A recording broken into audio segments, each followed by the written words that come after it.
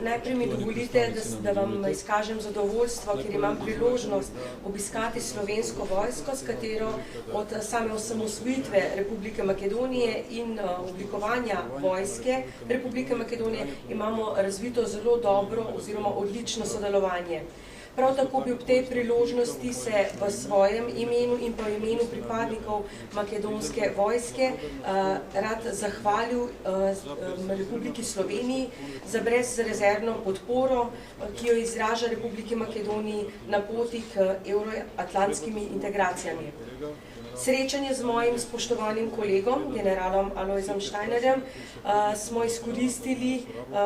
za pregled vseh vprašanj, ki se tičejo bilateralne vojaškega sodelovanja med obima vojskama, torej med Republiko Makedonijo in Republiko Slovenijo in seveda o vseh možnostih za njeno krepitev. Kot vam je že znano, vojska Republike Makedonije v preteklih nekaj letih realizirala zelo plodno in vsestransko sodelovanje s Slovensko vojsko, ki se seveda še krepi, zaradi česa sva z generalom Steinerjem skupaj se dogovorila, da bo v naslednjem obdobju, da bo to še bolj intenzivno. Ob tej priložnosti bi rad poudaril, da Republika Makedonija in pa naša vojska v Republiki Sloveniji ne vidijo le državo, ki podpira polnopravno članstvo Republike Makedonije v NATO in pa Evropski uniji,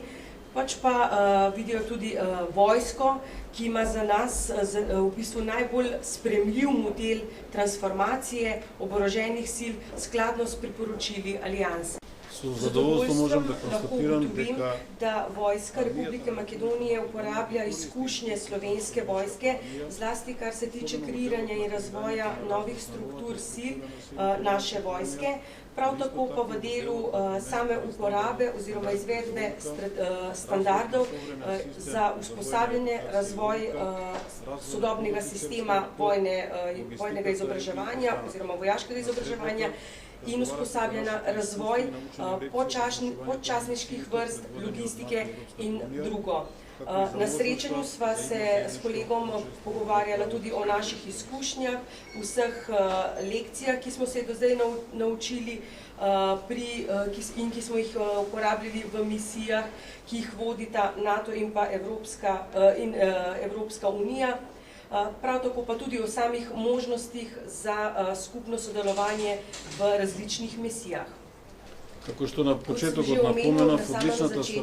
Odlično sodelovanje na področju obrambe z Republiko Slovenijo v nadaljevanju, v prihodnosti se bo torej še okrepilo zlasti v domeni usposabljanja in pa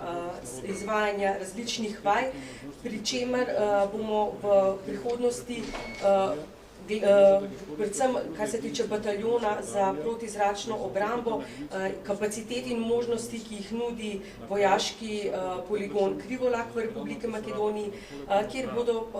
lahko to uporabljali tudi druge enote slovenske vojske, prav tako pa za usposabljanje za enot, ki se bodo usmerile na same mirovne misije. Na koncu bi želel poudariti, da bilateralno sodelovanje na področju obrambe med obema državama predstavlja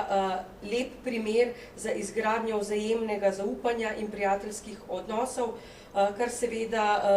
predstavlja močan prispevek k miru in varnosti v celotni regiji. In verjamem, da bodo vsa sporočila, ki smo vam jih usmerili danes in